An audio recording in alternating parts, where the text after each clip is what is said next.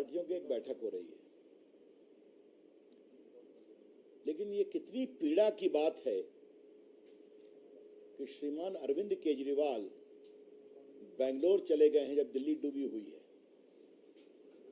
जब दिल्ली के लोग बाढ़ के पानी से निकलने के लिए परेशान हैं, बेहाल हैं, और तो और पीने के पानी के लिए भी परेशान हैं। अरविंद केजरीवाल जी, आपका काम है ना कि अभी आप फील्ड में रहते, आंसू पोंछते, कैसे व्यवस्था जल्दी व्यवस्थित हो, यहाँ के लोगों को एक प्रकार से सुविधा मिले, राहत मिले, तो आप चले गए बेंगलुरु। ये दूसरी बहुत पीड़ा की बात है कि कांग्रेस पार्टी ने अभी तक दिल्ली के बाढ़ पर कुछ नहीं कहा, एक शब्द नहीं कहा। दिल्ली में इतना बड़ा केजरीवाल सरकार की फेलियर है, ये रोज आप लोग टीवी पर दिखाते हैं कि हाई लेवल फ्लड को रोकने की मीटिंग 2 साल से नहीं हुई, जिसके नेता अध्यक्ष केजरीवाल जी होते हैं। बाकी काम नहीं किया गया, नालों की सफाई नहीं हुई। वो हर चीज के लिए खाली केंद्र को ब्लेम करते हैं। अरे भाई, आपने क्या किया? ये क्या बात है कि कांग्रेस पार्टी एक सवाल ही पूछ रही है? तो क्या अवसरवादी गठबंधन इस हद तक चला जाएगा? यही सवाल बंगाल के मामले में है। बंगाल के ग्राम पंचायत में शर्मनाक हिंसा हुई, निर्दोष लोगों को मारा गया। मैं सांसदों की टीम मेरी अध्यक्षता में गई थी हिंसा की जांच करने। वहां क्या देखा हमने? नामांकन नहीं करने देंगे, नामांकन होगा तो तुम्हें प्रचार नहीं करने देंगे, तुम्हारे बच्चों को उठवा लेंगे, प्रचार करोगे तो वोट के दिन वोट नहीं होने देंगे, और अगर जीत गए तो तुमको सर्टिफिकेट नहीं देंगे, और सर्टिफिकेट दे दिया तो तुमको जबरन तृणमूल में सम्मिलित होने का शपथ देना पड़ेगा। यही तो पूरा था। वहां भाजपा के कार्यकर्ता तो मारे ही गए, गोलियों से मारे गए, समर्थक मारे गए, भुने गए, वामपंथियों को भी मारे गए, कांग्रेसियों को भी मारे गए। बंगाल हिंसा पर कांग्रेस पार्टी कुछ क्यों नहीं बोलती? सीताराम येचुरी रोज लोकतंत्र का हिसाब मांगते हैं प्रधानमंत्री मोदी जी से, वो कुछ क्यों नहीं बोलते बंगाल पर? वो तो उनकी जमीन रही है ना। बिल्कुल चुप। बंगाल के भ्रष्टाचार पर भी चुप, बंगाल के लोकतंत्र की हत्या पर भी चुप। तमिलनाडु में एक मंत्री पकड़ाए हैं जबरदस्त, ईडी के द्वारा उनके कस्टडी की मुहर हाईकोर्ट के 2 जज ने लगा दी है, क्योंकि उनके खिलाफ आरोप बहुत ही गंभीर हैं। फिर भी कांग्रेस पार्टी कोई सवाल नहीं करती। तो दिल्ली के बाढ़ के डूबे लोगों पर कांग्रेस पार्टी खामोश, कुव्यवस्था पर, बंगाल में लोकतंत्र की हत्या के ऊपर ममता की तानाशाही और निरंकुशता पर कांग्रेस पार्टी और सीपीएम सीपीआई खामोश, तमिलनाडु के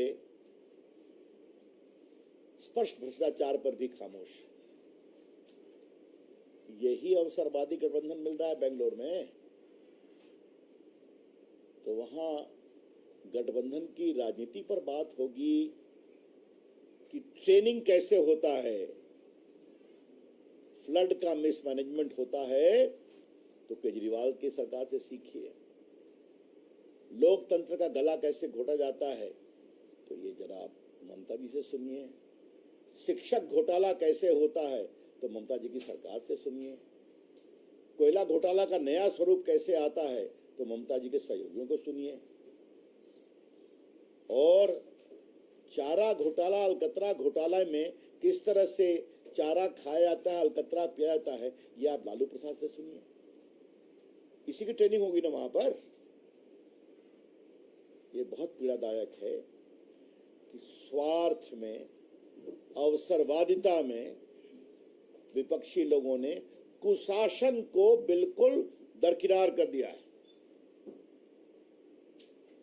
The so-called combination of opposition parties meeting in Bengaluru has completely sidetracked with impunity the whole issue of good governance and probity in public life. तो ऐसे लोगों से देश का विकल्प बनेगा? ऐसे लोगों से भारत का भविष्य बनेगा? बिल्कुल नहीं। मैंने पहले भी कहा था कि 24 के लिए कोई वैकेंसी नहीं है, और मैंने एक सवाल पटना में उठाया था, ये 24 की बारात जो सज रही है, इसका दुल्हा कौन है? अभी तक कोई जवाब नहीं। कहा कि हम दुल्हा चुनेंगे, तो बिना दुल्हे के बारात जा रही है। आज देश एक सशक्त नेता की अपेक्षा करता है, तो देश को आगे बढ़ाए। और जब नरेंद्र मोदी ऐसा प्रभावी, लोकप्रिय, ईमानदार नेता बनता है, तो भारत की अर्थव्यवस्था दुनिया की 5वीं हो जाती है।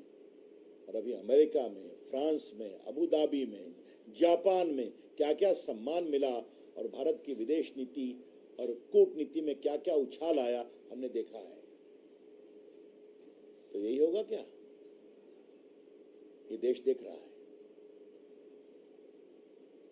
अगर भगवान न करे बालाकोट ऐसी स्थिति दोबारा करने की जरूरत हुई, तो क्या पहले कोalition की बैठक करेंगे और पूछेंगे? जरा सा नीतीश बाबू से पूछ लें, तो लालू बाबू से पूछ लें, तो ममता जी की राय ले लें, वहां वोट बैंक आएगा। ये लोग देश की सुरक्षा की बात करते हैं। ये बहुत पीड़ादायक है। मिलने में क्या आपत्ति है? सोनिया जी उनको डिनर भी दे रही है, डिनर खाइए, लेकिन ये अवसरवादी बैठक सिवाय सत्ता लुलुपता के अलावे कुछ नहीं है। इससे न भारत का वर्तमान ठीक होगा, न भारत का भविष्य बनेगा। Thank you. Congress party BJP को रोकने के लिए कितना घाटा सहेगी? कंडीशनल सपोर्ट मांगा कि ऑर्डिनेंस पर आप सपोर्ट करोगे आम आदमी पार्टी को, तो हम बैंगलोर की मीटिंग अटेंड करेंगे। अरे भैया, अभी तो ये शुरुआत है, आगे आगे देखिए क्या होता है। कांग्रेस पार्टी तो बिल्कुल अपने मौलिक वसूल से खत्म हो गई है। देश की बड़ी पार्टी रही है ना, दिल्ली पर खामोश, बंगाल पर खामोश। क्या मतलब है इसका? मैं फिर कह रहा हूं, बंगाल की हिंसा को मैं खुद देख करके आया हूं। एक लोकतंत्र के सिपाही के रूप में मैंने भी अपने को बहुत शर्मिंदा महसूस किया। कांग्रेस का आरोप है कि जो पटना में पहली मीटिंग विपक्ष को हुई, उसकी संख्या देखकर अब बीजेपी डर गई और इसी वजह से एनडीए की अब याद आ गई है बीजेपी को। देखिए, मैं एक ही बात कहूंगा, 14 में मोदी जी को भाजपा, उनकी अगुवाई में भाजपा को ऐतिहासिक बहुमत मिला था ना, फिर भी एनडीए के लोगों को मंत्रिपरिषद में सम्मान दिया गया कि नहीं दिया गया? 19 में दोबारा उनको 300 प्लस सीट दी गई, फिर भी एनडीए को सम्मान दिया गया कि नहीं दिया गया? तो हम ये सम्मान देते हैं, जिससे रिश्ता बनाते हैं वो रिश्ता निभाते हैं। कांग्रेस पार्टी का हाल आप जानते हैं। चलिए, बैठक हो रही थी, उसमें ये कहा गया कि एक बड़े नेता शरद पवार जी नहीं जा रहे हैं। आज बाद में कहा गया नहीं, बैठक मेन तो कल है, वो कल जाएंगे। तो ये जो कवायद हो रही विपक्ष इकट्ठा होने की, उसमें कुछ नेता जा नहीं रहे। आम आदमी पार्टी कह रही है कि कांग्रेस पार्टी अध्यादेश। अरे भैया, ये अवसरवादियों का गठबंधन है, जहां समझदारी और समन्वय कम है, गिव एंड टेक अधिक है। और गिव एंड टेक आपस में, कौन मुझे कितना देगा और मैं कितना लूंगा, जब ये चलता है तो ये कोई देश को स्थायित्व देगा क्या? बिल्कुल नहीं। एनडीए पर मुझे कुछ नहीं बोलना है, पार्टी की ओर से औपचारिक बोला जाएगा। Sorry, today is only for the larger issue.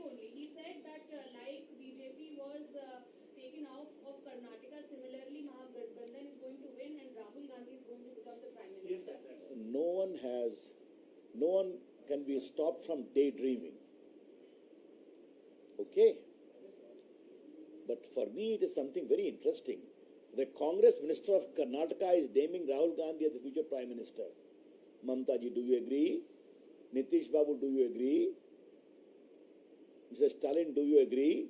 Mr. Kejriwal, do you agree? Don't ask me this question.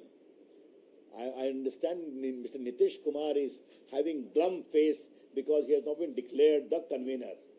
Come on. It is a combination of self-seekers. Sir Hindi में क्या कहेंगे राहुल गांधी को मांग चुकाने की मांग जो कही जा रही है उनके नेताओं ने अब कांग्रेस के नेताओं ने मांग की है। दिन में सपने देखने पर कोई बंदिश नहीं है, लेकिन जब राहुल गांधी के एक मंत्री उनको प्रधानमंत्री होने की बात करते हैं तो मैं मुस्कुरा के एक सवाल पूछता हूं, नीतीश बाबू आपको क्या कहना है? ममता जी आपको क्या कहना है? स्टालिन जी आपको क्या कहना है? अखिलेश यादव आपको क्या कहना है? इसका जवाब तो देना पड़ेगा ना। मतलब ये गठबंधन समन्वय और समझदारी का नहीं है, ये गठबंधन है गिव एंड टेक। कितना मुझे मिलेगा तुमसे तब मैं कितना दूंगा तुमको। अब देखिए क्या होता है। The question which they are also raising is that when the meeting is beginning, there is raids from the Enforcement Directorate at the Tamil Nadu minister's residence. So they are saying that you are scared, therefore you are doing these. It is utter nonsense. They raise the same thing and the High Court has confirmed in view of seriousness of allegations. The minister in question can go for custodial interrogation. Sir ये एक सवाल है Thank you. चलिए। रवि जी एक सवाल है कई ऐसे नेता हैं कई ऐसे दल हैं जिनके ऊपर बीजेपी भ्रष्टाचार के आरोप लगाती थी, प्रफुल्ल पटेल हो, अजीत पवार हो, वो अब आपके साथ आ गए हैं। इसको लेकर भी विपक्षी दल ये कह रहे हैं कि आप डर दिखा के उनको साथ ला रहे हैं। ऐसा है, अब ऐसा है, पवार साहब का कुनबा नहीं संभलता तो हम क्या करें? आप मुझे बता दीजिए। तो मैं फिर कह रहा हूँ, ये उनके आपस की लड़ाई है। वो मोदी जी को मजबूत करना चाहते हैं और भाजपा का भ्रष्टाचार के मामले में अपना कमिटमेंट क्लियर है। Thank you. अब चलिए हटाइए सब, छोड़िए। थैंक यू, चलिए।